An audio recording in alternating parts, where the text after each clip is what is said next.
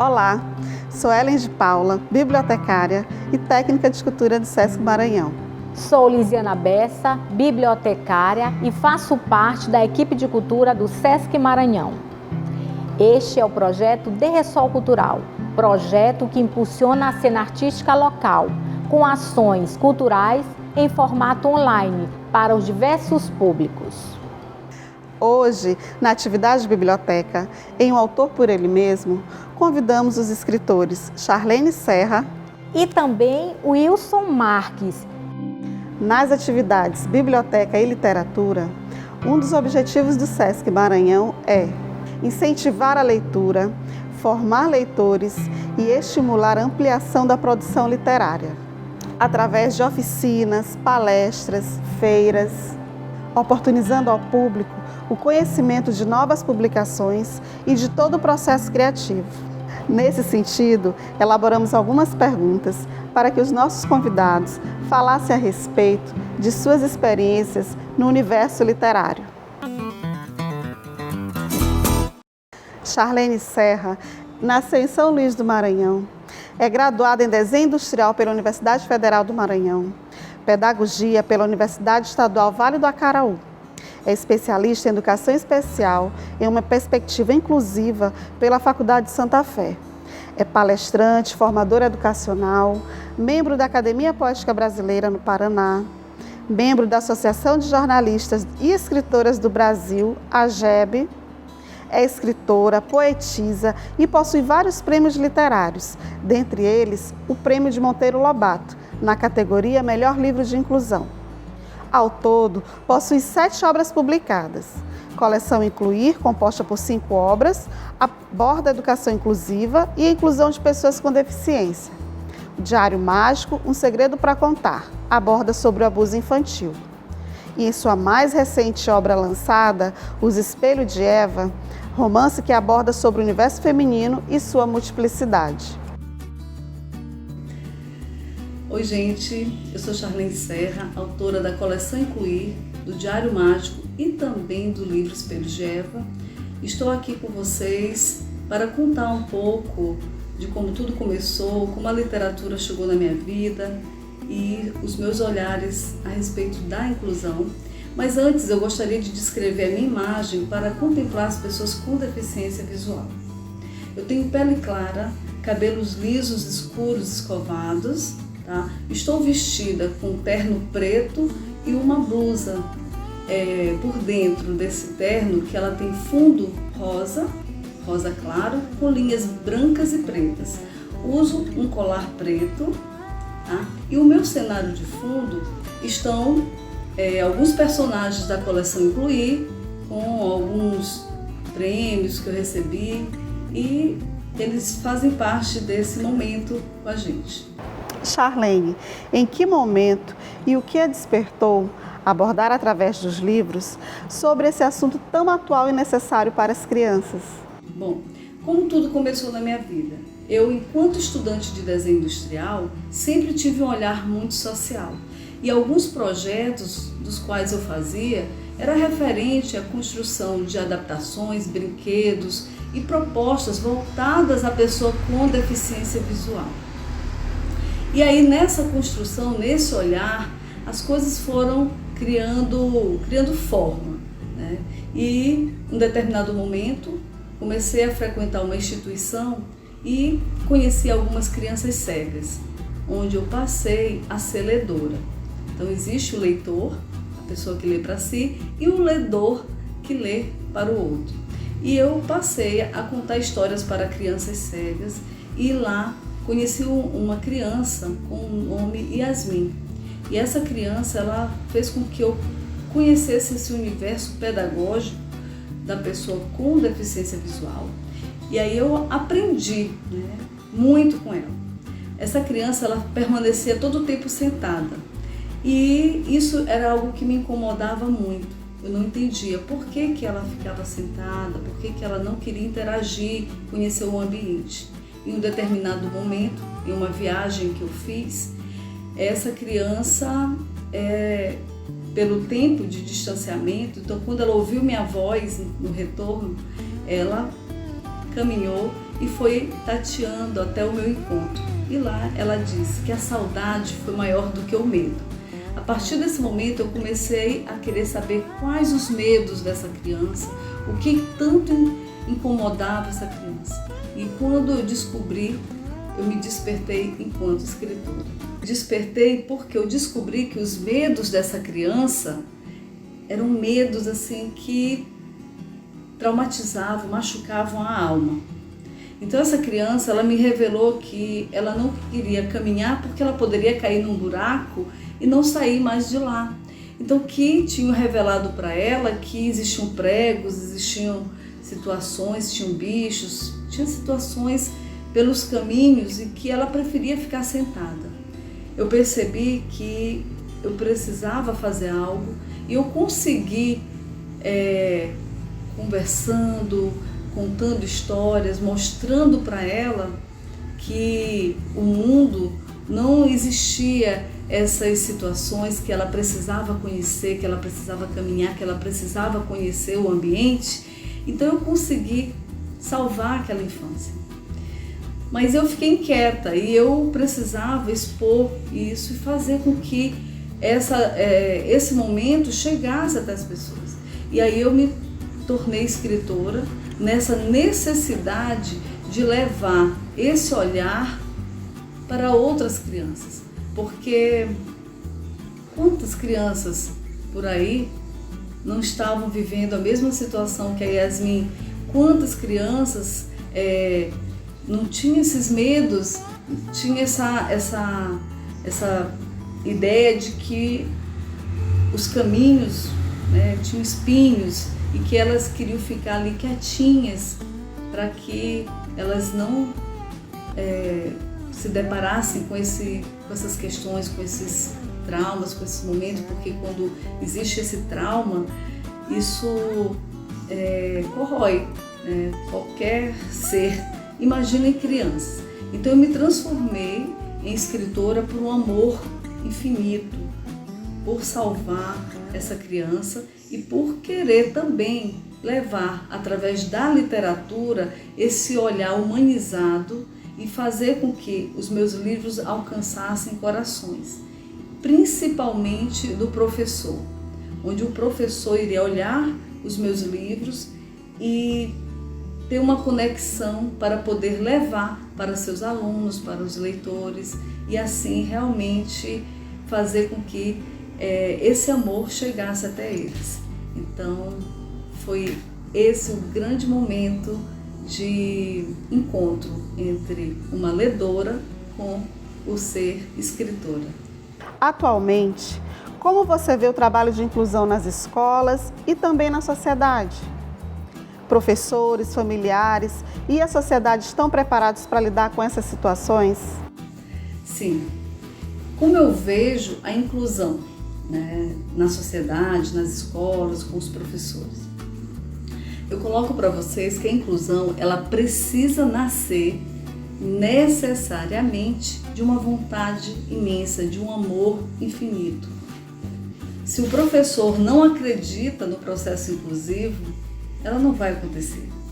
Se o professor ele só vê as dificuldades, a incapacidade, só enxerga a deficiência, só enxerga a impossibilidade, a inclusão não vai acontecer. Precisamos ter um olhar empático, precisamos ter um olhar onde nós possamos entender que as diferenças, elas nascem com cada um de nós. Cada um tem um jeito de ser, de aprender, de perceber a vida. Cada um tem opiniões diferentes, cada um tem formas distintas de aprendizagens. E quando a gente percebe e analisa as deficiências como característica de aprendizagem, tudo fica muito mais simples, porque cada um vai ter uma forma diferente de aprender. E isso é interessante demais, porque nós aprendemos com as diferenças, nós aprendemos com o outro. E às vezes eu fico muito intrigada quando eu vejo um professor dizer que não está preparado para a inclusão, porque nós nascemos, né, diferentes. E essas diferenças, elas precisam ser respeitadas. Tá? Se cada um perceber essas questões, perceber que elas não estão distantes de nós, né? Precisamos olhar como um todo, né? Uma turma. Não rotular e não apontar apenas para a pessoa com deficiência.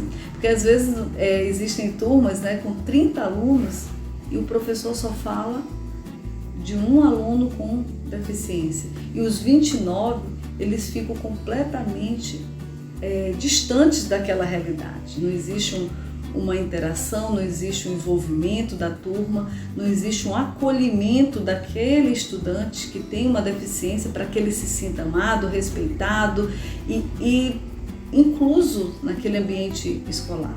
Então, realmente, existe essas dificuldades com a inclusão por conta desse olhar distante para essa realidade. E quando a gente olha, né, com clareza e com vontade de fazer, tudo acontece. Isso é bem notório. A gente percebe que a inclusão ela tem seus ganhos. Como você vê hoje a questão da acessibilidade na literatura? Tornar livros acessíveis, tornar espaços literários acessíveis é algo assim extremamente fundamental. A Coleção Incluir sempre teve essa preocupação e isso sempre foi um dos nossos planos, ter livros acessíveis. Assinamos contrato com a editora Baobá, onde teremos livros em braille, em tinta, em fonte ampliada e também a tecnologia caneta falante, onde essa acessibilidade vem suprir a necessidade da pessoa com deficiência.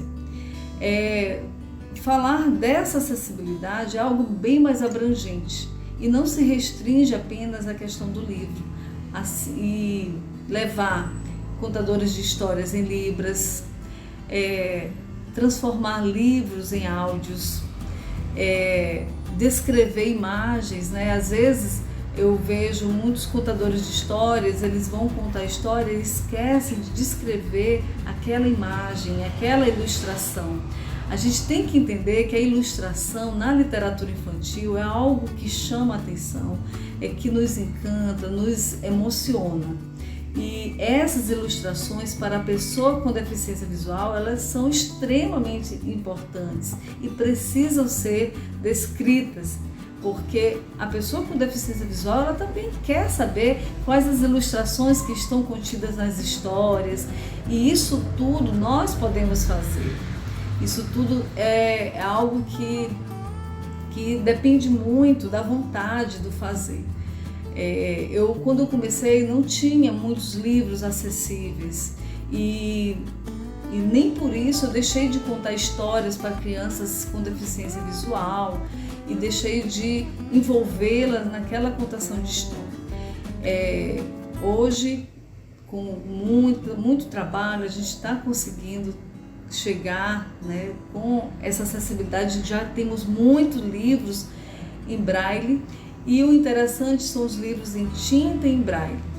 E algo que eu acho muito mais assim, rico é quando um leitor cego conta história para crianças sem deficiência. Então, dessa forma a gente vai construindo um olhar acessível e vamos transformando a biblioteca em um espaço múltiplo e de infinitas possibilidades acessíveis. Então, a acessibilidade, ela realmente é algo que a gente precisa construir também.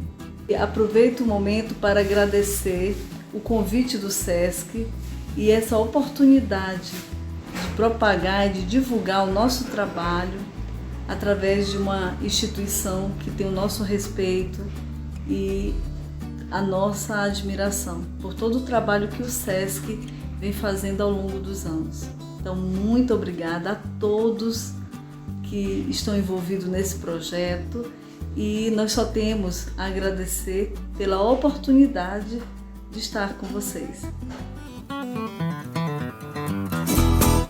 Wilson Marques, ele é natural de Caxias, jornalista formado pela Universidade Federal do Maranhão. Trabalhou como repórter em veículos de comunicação em São Luís e também em São Paulo. Atuou como fotógrafo e redator publicitário. É pioneiro ao abordar em suas obras personagens e lendas regionais. Com a sua versatilidade literária, ele escreve para os diversos públicos. Wilson possui mais de 20 obras publicadas e 2 de suas obras, A Artimanha do Jabuti e A Criação de Mitos Teneterrara, foram selecionadas para compor o catálogo brasileiro da Feira de Livro Infantil e Juvenil de Bolonha.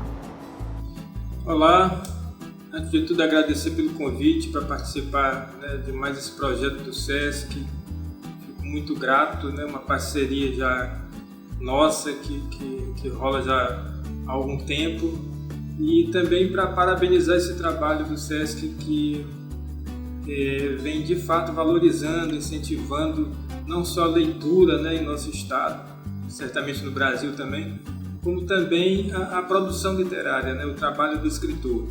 E o SESC consegue isso, tem conseguido isso historicamente, apoiando várias iniciativas voltadas para a literatura, incluindo, no caso nosso aqui, o escritor maranhense em seus projetos, com livros nossos nas suas bibliotecas, nos seus projetos. Realmente isso é louvável, e a gente fica muito agradecido como escritor. Fico muito satisfeito com essa possibilidade dessa parceria. Wilson, você que possui um currículo vasto na literatura, o que te motiva a escrever, além do gosto pela leitura? E você, possui alguma rotina? Bem, eu na verdade acho que existe mais trabalho e transpiração do que inspiração, mas de qualquer maneira, quando você mora numa cidade como São Luís, com tantas histórias, as pessoas gostam de ouvir histórias, gostam de contar histórias. Então, isso é muito inspirador, Para quem gosta de ler e gosta de escrever, isso é um prato cheio, digamos assim, para fazer disso, tornar isso uma realidade assim no livro, passando isso para texto. Então, São Luís, é um dos fatores, esse aspecto cultural muito rico, de tradições, de lendas e tal. Esse é um fator que certamente me influencia muito. Wilson Marques escreveria por encomenda, assim como compositores fazem às vezes música para compor trilhas de séries, de novelas, de filmes. Wilson escreveria por encomenda? Bem, na verdade eu encaro também essa coisa do escrever como profissão, Então, nesse sentido, quando você encara uma atividade como profissão, do ponto de vista mesmo profissional, você está suscetível a fazer o que algum cliente, vamos chamar de cliente, lhe pede, mas no geral eu acho assim que você trabalha pensando muito no mercado, no que o mercado pode absorver do teu trabalho.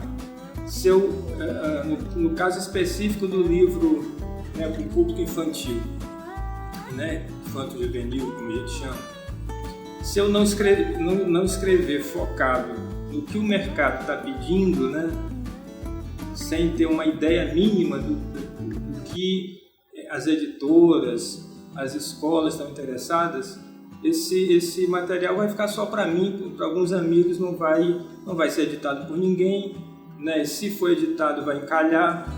Então, nesse sentido, a gente está sempre voltado para um interesse, às vezes que não é exatamente o nosso.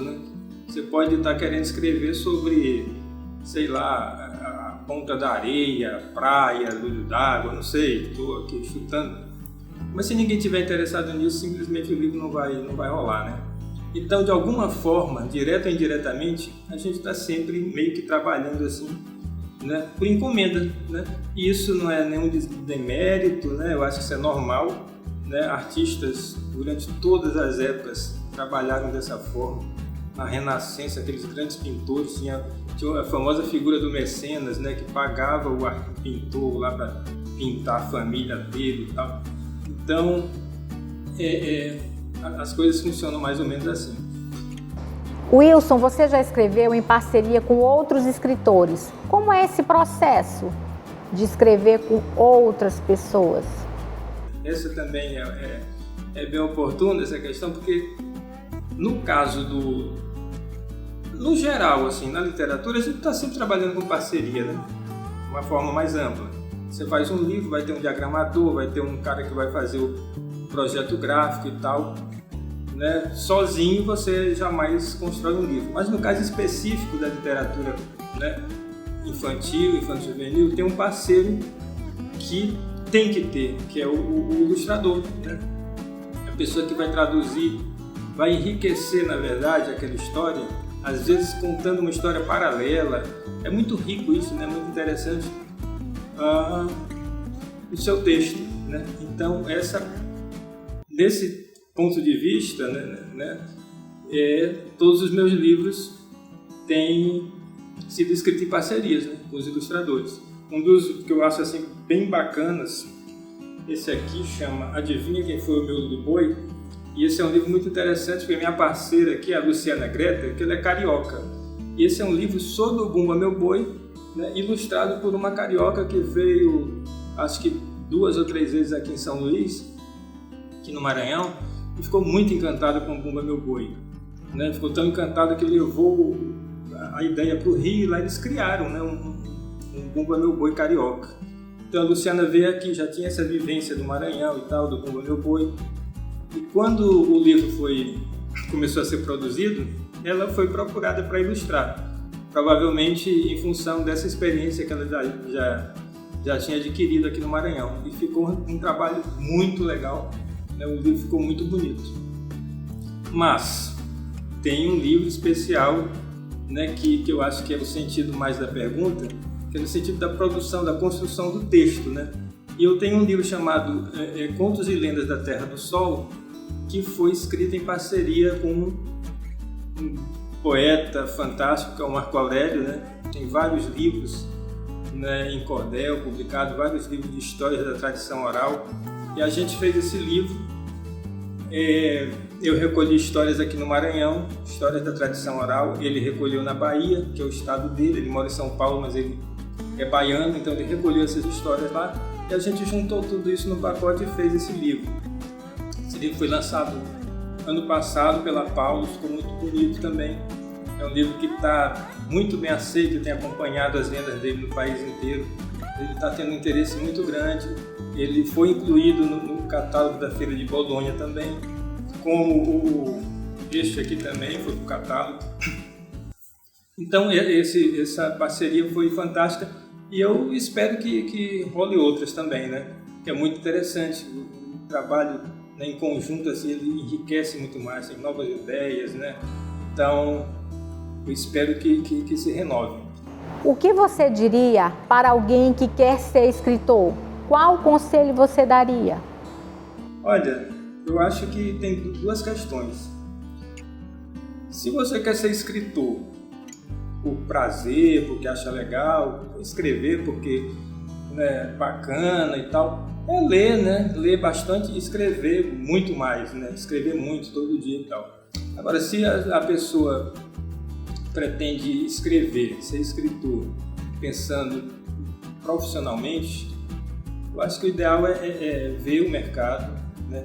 Ver se você realmente gosta disso, porque é muito tempo investido e de repente você pode investir um monte de tempo e na hora não ter resultado nenhum, até porque o escritor, às vezes, para alguns pode parecer uma atividade glamurosa, eu não acho que tem nada disso, né? Principalmente no Brasil.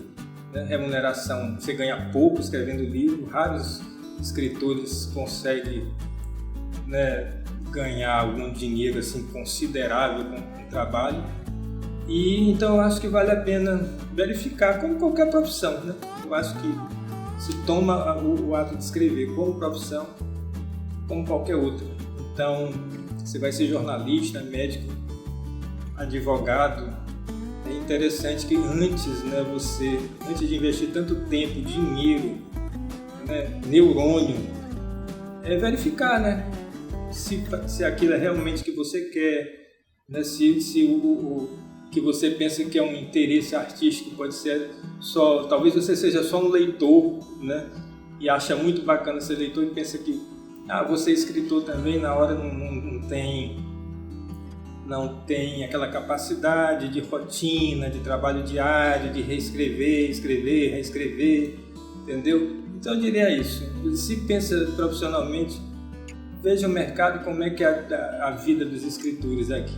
Se for um diletantismo, né, uma satisfação pessoal, tranquilo, né? Só lê e vai em frente. Então, mais uma vez, muito obrigado pelo convite para participar e que o SESC continue aí dando aquela força que a gente sempre precisa, tá bom? Um grande abraço. Agradecemos aos convidados e a todos que participaram da programação do DRSOL Cultural. Fiquem ligados nas redes sociais do SESC Maranhão.